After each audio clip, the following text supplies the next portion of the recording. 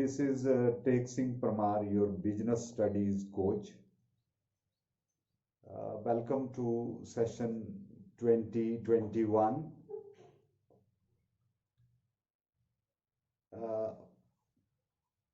If you have chosen commerce, there might be enough reasons for that कि आपने commerce पढ़ना क्यों prefer किया। आमतौर पे ये धारणा रहती है कि 10+2 कॉमर्स करने के बाद B.Com करेंगे 3 साल का और उसके बाद M.Com। अगर आप टीचिंग ऑफ कॉमर्स में इंटरेस्टेड हैं तो बहुत सारे लोगों के जहन में यही बात रहती है कि कॉमर्स की जो ट्रेडिशनल फील्ड है वो यही बनती है। मैं आपकी जानकारी के लिए बता दूं, आपने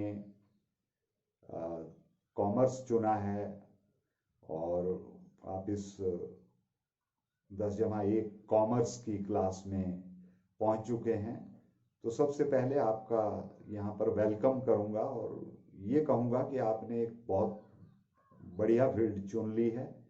यहाँ से आपके द्वार खुलते हैं बहुत सारी चीज़ों के। B.Com एक जगह है, वो मैं अलग से उसकी बात करते रहेंगे। इसके अलावा आपके पास जो कोर्स रहेगा 10+2 कॉमर्स करने के बाद, वो रहता है BBA। ये एडमिनिस्ट्रेशन है, बिजनेस एडमिनिस्ट्रेशन। इसमें बैचलर डिग्री होती है, 3 साल का एक कोर्स रहता है। तो यहाँ से ये फील्ड बनती है आपकी। आपके पास होटल मैनेजमेंट की फील्ड बनती है, जहाँ पे अगर बैचलर डिग्री लेते हैं आप, ग्रेजुएशन करते हैं उसमें, तो 4 साल का कोर्स रहता है।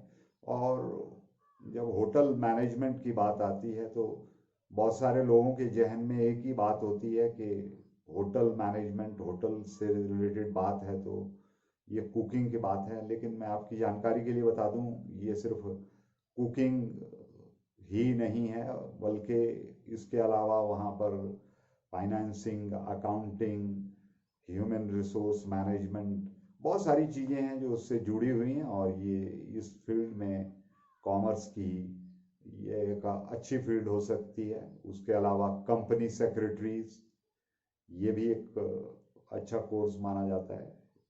इसके लिए कंट्री लेवल पे टेस्ट होते हैं। और इसके अलावा जो सबसे प्रतिष्ठित आपके पास कोर्स रहता है वो है CA, चार्टर्ड अकाउंटेंट।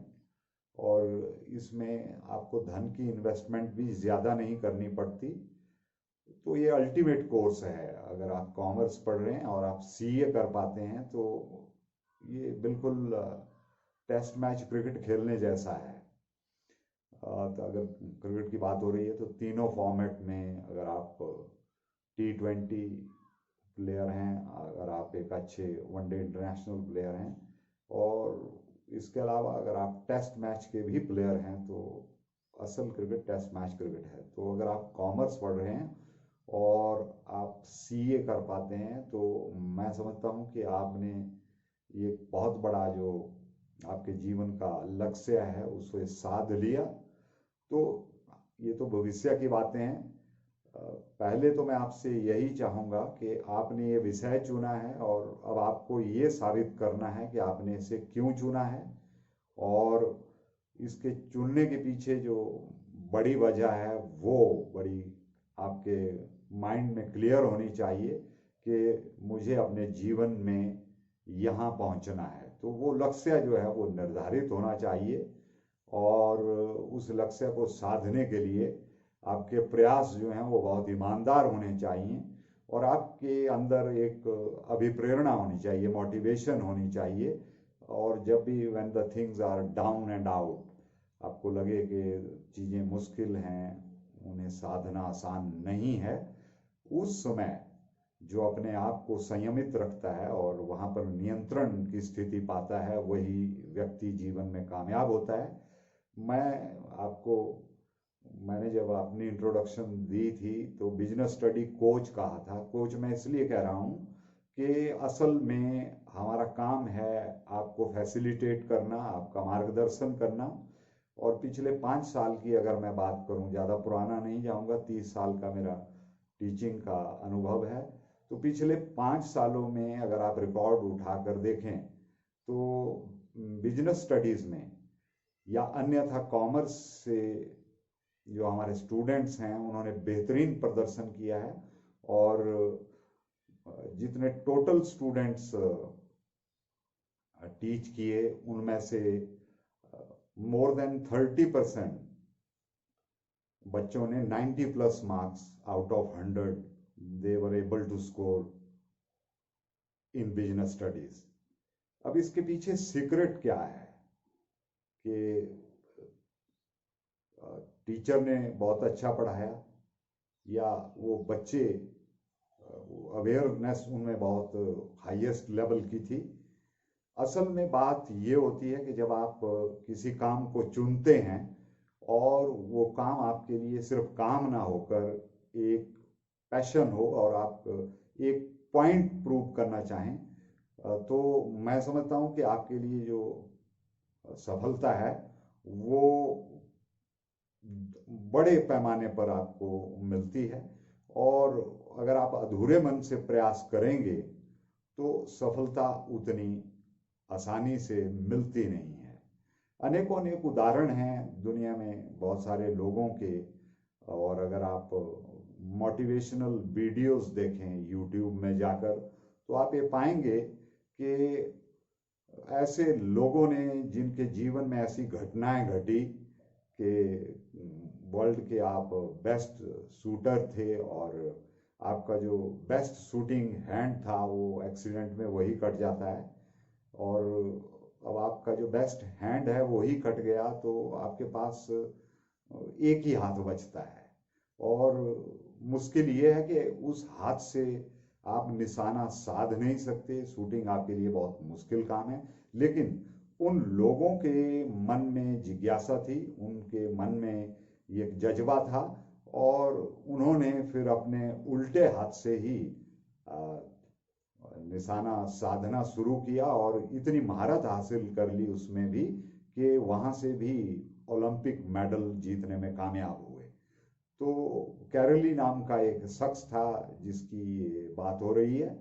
और इस आदमी का इतिहास अगर आप देखें शूटिंग की दुनिया में तो ये अपने समय में ओलंपिक्स में एक ओलंपिक से दूसरे ओलंपिक में back to back gold medal जीतने वाला शख्स था। और आपकी जानकारी के लिए बता दूं कि वो भी उसका जो बेस्ट शूटिंग हैंड था वो सेना में था ये आदमी। और उस की प्रैक्टिस के दौरान कोई प्रैक्टिस चल रही थी मिलिट्री ऑपरेशंस की, वहाँ पर इसका जो बेस्ट शूटिंग हैंड था वो चला गया। तो इस आदमी ने अपने दूसरे हाथ से ही प्रैक्टिस की और अंततः वो वहाँ पर ओलंपिक मेडल जीतने में, गोल्ड मेडल जीतने में कामयाब हुआ। तो ये जज्बे की बात होती है। विषय आप साइंस पढ़ें, आप आर्ट्स पढ़ें, आप कॉमर्स पढ़ें, बात ये मायने नहीं रखती। बात ये मायने रखती है कि आप जीवन में क्या करना चाहते हैं।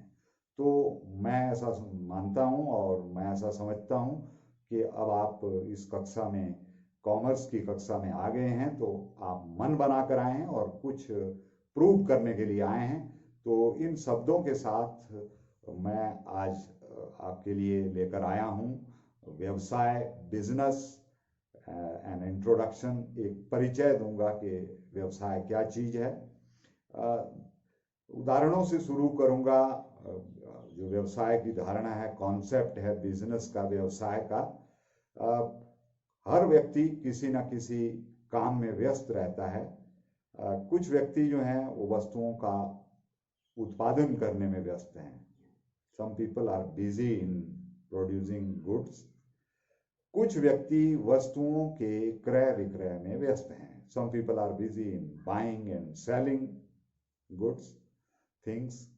कुछ व्यक्ति वकालत के काम में व्यस्त हैं। कुछ व्यक्ति रोगियों का इलाज करने में व्यस्त हैं। कुछ व्यक्ति कारखानों में नौकरी कर रहे हैं। कुछ व्यक्ति सरकारी कार्यालयों में नौकरी कर रहे हैं, कुछ व्यक्ति धर्म प्रचार में व्यस्त हैं, कुछ व्यक्ति समाज सेवा करने में व्यस्त हैं। Some people are busy in doing social work. अब ये हर व्यक्ति कुछ ना कुछ करने में व्यस्त है। अब बड़ा प्रश्न जो उठ रहा है, ये जो सारी क्रियाएं हैं, जो 8 एग्जाम्पल्स मैंने कोट किए, ये सभी ह्यूमन एक्टिविटीज हैं, मानवीय क्रियाएं कहते हैं इन्हें, अगर सीधे तौर पर कहें। और अगर आप गौर करें तो ये जो सभी क्रियाएं हैं, इनको आप 2 पार्ट्स में बांट सकते हैं। पहली ऐसी जहां पर जिस काम को करते हुए आप धन अर्जित कर रहे हैं, और जो 8 क्रियाएं मैंने कोट की, अगर आपने ध्यान से सुना हो तो पहली 6 क्रियाएं जो हैं वहां पर आप धन अर्जित कर रहे हैं, you are minting money, you are earning money. और जो लास्ट में 2 थी कि आप धर्म के प्रचार में व्यस्त हैं, आप समाज सेवा में व्यस्त हैं, यहाँ पर पैसा इन्वॉल्व नहीं है। ये 2 काम करेंगे आप तो शायद यहाँ पैसे की बात नहीं हो रही है, ये मानसिक संतुष्टि के लिए कर रहे हैं आप, आपको मेंटल सेटिस्फेक्शन मिलती है इस काम को करने से। तो जो पहली क्रियाएं थी कि लोग वस्तुओं का उत्पादन कर रहे हैं, क्रय विक्रय कर रहे हैं, वकालत कर रहे हैं, वो रोगियों का इलाज कर रहे हैं, वगैरह वगैरह। तो जो इस तरह के उदाहरण हैं वो हुई आर्थिक क्रियाएं, जो अर्थ का मतलब धन से जुड़ी हुई बात है, ये हुई इकोनॉमिक एक्टिविटीज। और जो लास्ट वाली 2 थी जहां पर मैंने कहा कि कुछ लोग धर्म प्रचार कर रहे हैं, कुछ लोग समाज सेवा करने में व्यस्त हैं, ये मानसिक संतुष्टि के लिए कर रहे हैं। यहाँ उनको रुपए पैसे नहीं मिल रहे हैं, ना उनका मोटिव रुपए पैसा कमाना है। तो ये हुई नॉन इकोनॉमिक एक्टिविटीज, अनार्थिक क्रियाएं। तो अगर आप इनको और फर्दर क्लासिफाई करें तो आप कह सकते हैं कि जो इनमें 3 कैटेगरीज, क्लासेस हम कर सकते हैं क्रिएट। जो प्रथम श्रेणी है, पहली क्लास है, जहां पर कुछ लोग वस्तुओं का उत्पादन कर रहे हैं और कुछ वस्तुओं का क्रय विक्रय कर रहे हैं। तो ये पहली दो उदाहरण थे। ये यहाँ पर इसे व्यवसाय के अंदर भी रख सकते हैं आप, इसका जो पर्टिकुलर नाम है उसे व्यवसाय भी कहा जा सकता है, बिजनेस भी कहा जा सकता है। और अगली 2 जो द्वितीय श्रेणी में जिनको हम रखने का प्रयास करेंगे, वो क्रिया 3 और क्रिया 4 के वकालत कर रहे हैं या वो रोगियों का इलाज कर रहे हैं। ये इस तरह की जो क्रियाएं हैं, इनको आप पेशे के अंदर रख सकते हैं। तो पहला व्यवसाय, दूसरा पेशा, और तीसरा जो क्रिया संख्या हमने 5 और 6 की बात की थी कि कुछ लोग सरकारी कार्यालयों में कार्यरत हैं, वो सरकार के पास नौकरी कर रहे हैं, और कुछ लोग जो हैं वो कारखानों में नौकरी कर रहे हैं। तो ये जो 2 उदाहरण हैं, ये 2 उदाहरण बता रहे हैं आपको कि ये रोजगार की बात है। तो अभी हमने शुरुआत की उदाहरण से, और फिर हमें 2 कैटेगरीज में बांट दिया उनको, और एक को आर्थिक क्रिया, इकोनॉमिक एक्टिविटीज, और नॉन इकोनॉमिक एक्टिविटीज, अनार्थिक क्रियाएं। फिर हमने उनको फर्दर 3 श्रेणियों में बांट दिया, जहां पे बात हुई व्यवसाय, पेशा, रोजगार। तो आप अब समझ चुके होंगे कि व्यवसाय में किस तरह की एक्टिविटीज रहती हैं, पेशे में किस तरह की एक्टिविटीज रहती हैं, और रोजगार में किस तरह की एक्टिविटीज रहती हैं। तो ये जो आपने 3 श्रेणियां बना दी, कैटेगराइज कर दिया, फर्स्ट क्लास ये है, सेकंड क्लास ये है, थर्ड क्लास ये है, प्रथम श्रेणी, द्वितीय। तो पहली श्रेणी में वस्तुओं का उत्पादन हो रहा है, और क्रय विक्रय हो रहा है। दूसरी श्रेणी का संबंध जो है वो विशेष ज्ञान से है। डॉक्टर रोगियों का इलाज कर रहा है और वकील जो है वो वकालत कर रहा है, तो ये विशेष ज्ञान से है, तो ये पेशे की बात हो रही है। और तृतीय श्रेणी में आप धन के बदले में दूसरों की नौकरी कर रहे हैं। तो प्रथम श्रेणी की क्रियाएं व्यवसाय, द्वितीय श्रेणी की क्रियाएं व्यवसाय मीन्स बिजनेस, दूसरी श्रेणी की क्रियाएं पेशा जिन्हें आप प्रोफेशन कहते हैं, और तीसरी श्रेणी की जो क्रियाएं हैं उन्हें रोजगार एम्प्लॉयमेंट की कैटेगरी में आपने रख दिया। तो मोटे तौर पर यह कहा जाए कि जो मानवीय क्रियाएं हैं उनके दो भाग बने, एक हुई आर्थिक क्रियाएं, दूसरी हुई अनार्थिक क्रियाएं। अब अगर आर्थिक क्रियाओं की तरफ हम चले जाएं तो आर्थिक क्रियाओं में भी व्यवसाय, पेशा, रोजगार, ये तीन शाखाएं हो गई उसकी। और अनार्थिक क्रियाओं की तरफ अगर बढ़ूं तो वहां पर बात हो रही है धर्म प्रचार की।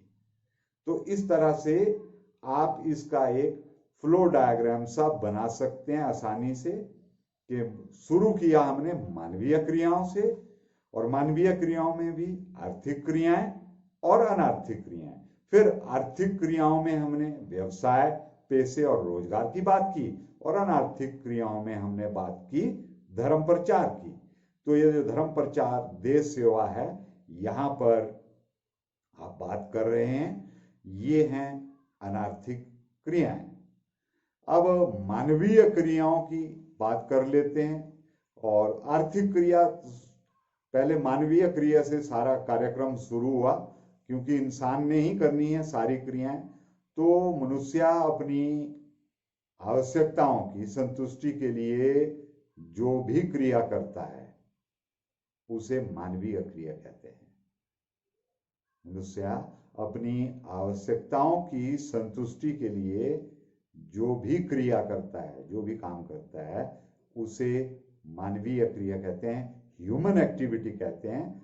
मानवीय आवश्यकताएं धन से संबंधित भी हो सकती हैं और मानसिक शांति से संबंधित भी। इसी आधार पर हमने इन्हें दो भागों में बांट दिया। पहली हुई आर्थिक क्रियाएं। तो ये कौन सी क्रियाएं? वे क्रियाएं जिनका उद्देश्य धन अर्जित करना है। और उदाहरण आपने कह दिए कि वस्तुओं का क्रय विक्रय करना, वकालत का काम करना, कारखाने में नौकरी करना, इत्यादि इत्यादि। और यहां भी आपने बात कर दी कि आर्थिक क्रियाएं फर्दर तीन प्रकार की होती हैं। पहला व्यवसाय।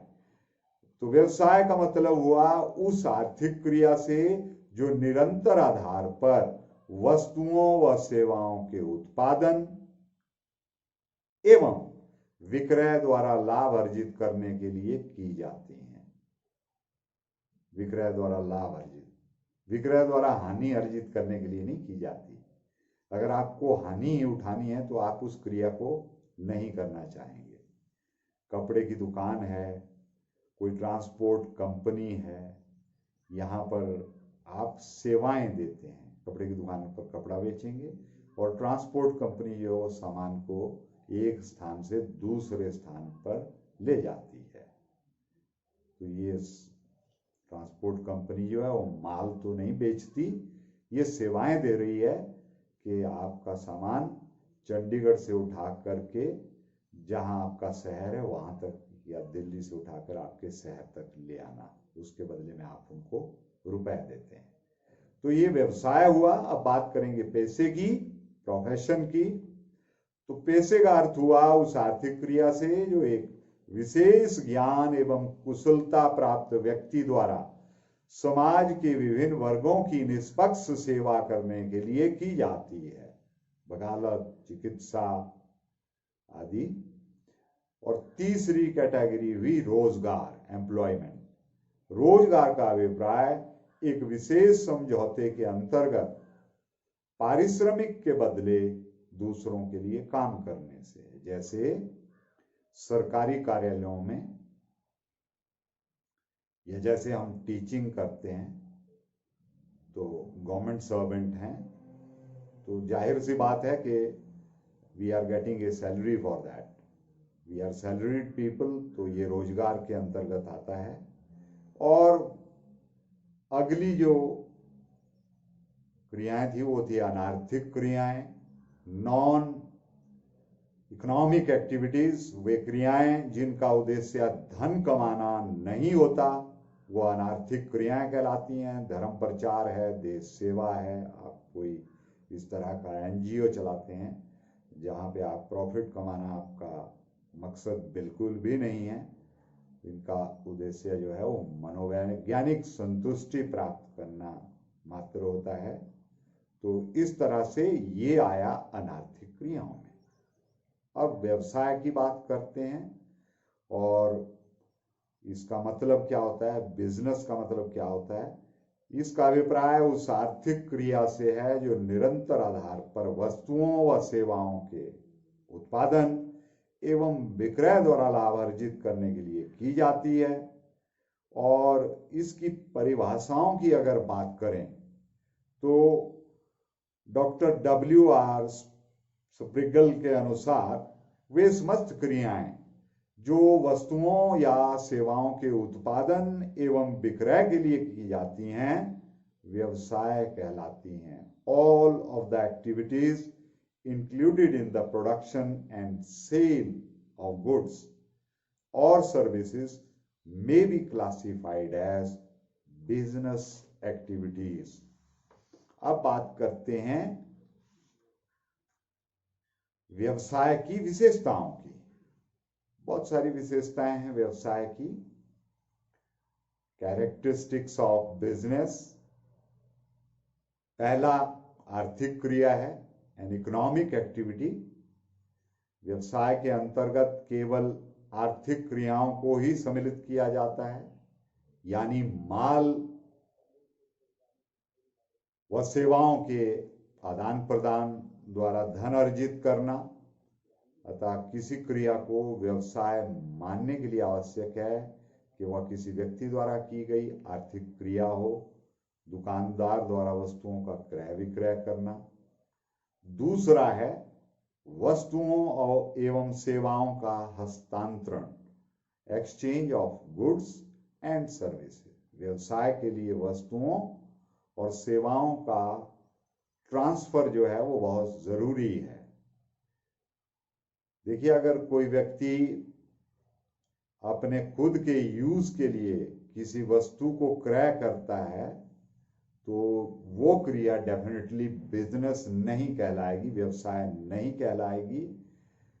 यदि कोई दुकानदार अपनी दुकान से घर के लिए राशन ले जा रहा है तो यहाँ पर जाहिर सी बात है कि वो उस सामान को अपने पर्सनल यूज के लिए ले जा रहा है, यहाँ फायदे की या लाभ की कोई बात हो नहीं रही है। जब वो उस सामान को दूसरे लोगों को बेचता है तो ये क्रिया जो है वो बिजनेस कहलाएगी। अगर वो अपने घर को ही ले आएगा तो वो बिजनेस नहीं कहलाएगी, व्यवसाय नहीं कहलाएगी। इसी प्रकार कोई ट्रांसपोर्टर जो है वो अपने घर का सामान अपने ट्रक से लाता है तो वो भी बिजनेस व्यवसाय के अंतर्गत नहीं आता। लेकिन वो किसी दूसरे का सामान अपने ट्रक के जरिए उस तक पहुंचाता है तो उसके बदले में वो किराया लेगा, तो ये असल में व्यवसाय हुआ। लेकिन आप अब समझ चुके होंगे कि दोनों में क्या अंतर है। तो निरंतर दूसरों के लिए की जाने वाली एक सेवा हुई।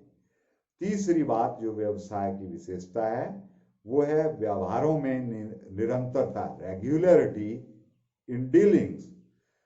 वास्तव में व्यवसाय उस आर्थिक क्रिया को कहते हैं जो निरंतर होती हो, यानी क्रय विक्रय बार बार होना चाहिए। यदि यह क्रिया लगातार ना होकर कभी कभी होती हो तो वह व्यवसाय के अंतर्गत नहीं आती।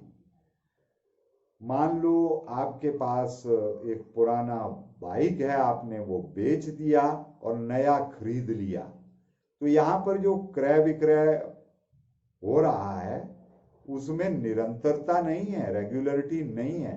एक पुराना बाइक आपने बेचा, नया खरीदा, पुराने वाला भी आपके पर्सनल यूज के लिए था, नए वाला भी आपके पर्सनल यूज के लिए है, तो ये डेफिनेटली व्यवसाय के अंतर्गत नहीं आता, क्योंकि इसमें निरंतरता नहीं है। लेकिन अगर आप रोज रोज बाइक्स बेचते हैं तो वो व्यवसाय हुआ। चौथा है लाभ का उद्देश्य, प्रॉफिट मोटिव। किसी क्रय विक्रय के व्यवहार को व्यवसाय मानने के लिए यह बहुत आवश्यक है कि व्यवसायी का उद्देश्य लाभ कमाना होना चाहिए। परंतु कभी कभी लाभ का प्रयास करते करते आपको हानि भी उठानी पड़ती है। ऐसा नहीं कहा जा सकता कि किसी व्यवहार से हानि होने पर वह व्यवसाय के क्षेत्र से बाहर हो जाएगा। अब जरूरत इस बात की आवश्यकता है कि व्यवहार करने वाले का उद्देश्य लाभ अर्जित करना होना चाहिए, और परिणाम अंत में चाहे कुछ भी हो। पांचवा है जोखिम का तत्व, एलिमेंट ऑफ रिस्क। व्यवसाय को आप मात्र फूलों की सेज नहीं समझ सकते, इसके कदम कदम पर कांटे हैं, यानी समस्याएं तो पैदा होंगी ही। यही बाधाएं जो हैं वो हानि का कारण बन सकती हैं, और आपकी छोटी सी भूल जो है वो किसी समस्या का समाधान ना कर पाने के कारण पूरा व्यवसाय समाप्त कर सकती है। अतः धूप छांव सुख दुख की भांति व्यवसाय में भी लाभ और हानि ये दोनों साथ साथ चलते रहते हैं। तो जोखिम रहता है इसमें, व्यवसाय जब भी करें आप तो जोखिम बना रहता है। इसमें जो नेक्स्ट पॉइंट है वो है उपयोगिता का सृजन, क्रिएशन ऑफ यूटिलिटी। वस्तुओं को समाज के लिए अधिक उपयोगी बनाने के लिए व्यवसाय द्वारा उनमें विभिन्न प्रकार की उपयोगिताओं का सृजन किया जाता है। तो आर्थिक दृष्टि से उपयोगिता का सृजन अनेक प्रकार से किया जा सकता है, जैसे स्थान उपयोगिता, रूप उपयोगिता, समय उपयोगिता, स्वामित्व उपयोगिता आदि। वस्तुओं को उत्पादन स्थान से उपभोग स्थान, जहां पे बन रही हैं और जहां पे वो बेचनी है, वहां पर ले जाकर स्थान उपयोगिता, उनके आकार में परिवर्तन करके रूप उपयोगिता, उनको भंडार गृहों में जमा करके समय उपयोगिता, व उनका क्रय विक्रय करके स्वामित्व उपयोगिता का सृजन किया जाता है। पहले आपके पास है चीज, जब पैसे देकर उसको कोई ले जाता है तो उसका जो ओनर है, स्वामी है कोई, वो और बन जाता है। और अंतिम है उपभोक्ता संतुष्टि, कंज्यूमर सेटिस्फेक्शन। जब भी हम कोई व्यवसाय करें तो सबसे बड़ी बात का ध्यान रखें, आप अपना लाभ जरूर कमाएं, लेकिन उससे जिस व्यक्ति ने रुपए दिए हैं उसको संतुष्टि हो, वो सेटिस्फाई हो, ताकि वो दूसरे लोगों को जाकर बताए कि मैंने ये चीज इस कंपनी की फलां दुकान से खरीदी है और बहुत बढ़िया चीज है। तो आप उसका उल्लेख आगे से आगे करते हैं, और इस तरह से उस वस्तु का जो एक मापदंड है बिकने का, वो आप उसका जरिया बनते हैं, और आपके जरिए बहुत सारे लोग उसको क्रय करते हैं। और अगर आपको घटिया चीज दी होगी तो आप अपने जानने वालों से, रिश्तेदारों से, दोस्तों से चर्चा करते हैं कि ये वाला सामान ना खरीदें, क्योंकि ये घटिया किस्म का है, ये नकली किस्म का है। जैसा यहाँ पर उल्लेख करना चाहूंगा कि चाइना में जो भी सामान बनता है, ज्यादातर तो ऑल ओवर द वर्ल्ड ये माना जाता है कि वहाँ की जो मार्केट है वो नकली सामान बनाने में सबसे बड़ा रोल अदा कर रही है दुनिया के अंदर।